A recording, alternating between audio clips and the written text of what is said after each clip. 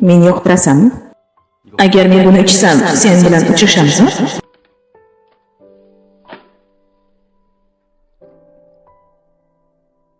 Birinchi sevgimning boshlanishi. O'sha kuni bizning munosabatlarimizning birinchi kuni edi. Keyin u 17 yoshda Hogohining birinchi sevgisi. Bugun bizning 100 kunlik yubileyimiz. Bu nima? Sovg'a. 100 kun bo'ldimi? Yana bir narsa bor. Imtihonlarim deb esimdan chiqibdi. Voy, bu men xohlaganimdek qayerdan bilding? Buni sizning Instagramingizda ko'rdim. Sizga mos keladi, to'g'rimi? Ha, juda mos. Eshitishimcha birovga oyoq kiyim olib bersang, u qochib ketar ekan. Ularni kiyib siz ham qochib ketmang-a. Qoyil. Ular juda chiroyli. Bitta o'rta maktabga borsak yaxshi bo'lardi. Bu juda yomon. Unchalik emas. O'rta maktabga borsak nega xiyonat qilmoqchimisan? Nima deyapsan? Bugun bu yerdagi so'nggi kunimiz, keling rasmga tushamiz. Xo'y, kelinglar rasmga tushamiz. Men ham xohlayman. Mayli, men 3 gacha sanayman. 1, 2, 3. Ungacha 17 yoshimdagi sevgim asaldek shirin edi. Chiqib ovqatlaning. Voy, buni qaranglar. Xo'y, katta akang birinchi.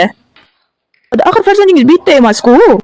Men o'g'limni qizimdan ustun qo'ymayman. Kelajagim uchun shunday qilyapman. O'g'lim menga ko'p pul olib keladi. O'g'liga muhabbat chegarasi yo'q onam. U eri va qizisiz yashay oladi, lekin o'g'lisiz yashay olmaydi. Buni adolatsizlik deb o'ylasang, bavingni ko'paytir. Hoy odamlar, men chiqindidan saralayotgan edim. Odamlar axlatlarni istalgan joyga tashlaydilar. Biz yaqinda yetkazib berish xizmatlarini olamiz. Mensiz mahalla axlatxonaga aylanadi. Nega ovqat vaqtida axlat haqida gapirasiz? Bu mening dadam. U mening yagona yordamchim, lekin hech qanday kuchga ega emas.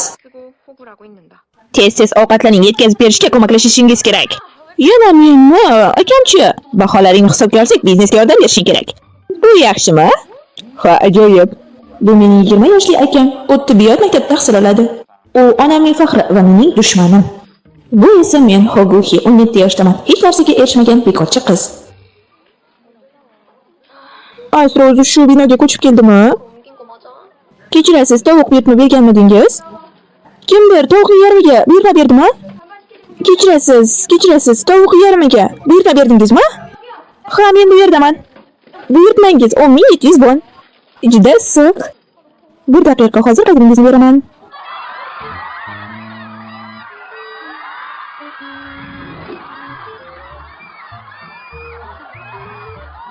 Yo, xudoyim, nima gap?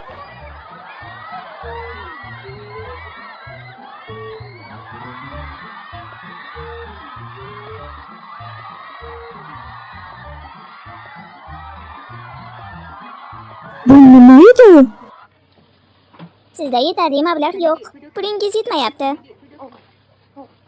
Bu nega ishlamayapti? Iltimos, chetga chiqing. Men 2 kishi uchun to'layman.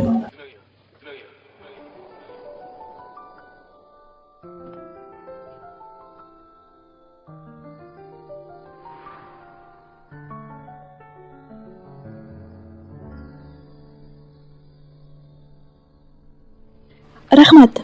Bu men va u uchun. Rahmat. U bizning maktab formamizni kiyib olibdi. Siz kartangizni skanerlashingiz kerak. Ha, albatta, hozir 1 daqiqa. Menda boshqa yo'l yo'q, so'rab ko'raman. Kechirasiz. Keyingi safar qaytarib berishadi bilan menga to'lay olasizmi? Kartangizni qazib berib turing. Kimdir hali ham to'lamagan. Xohlamayman.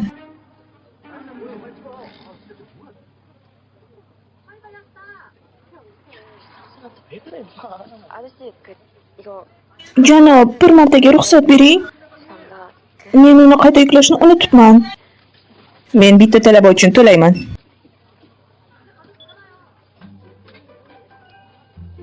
Jimir, siz nega oldinroq to'lamadi? Birinchi kunimda yo'q shunday gaplar ish.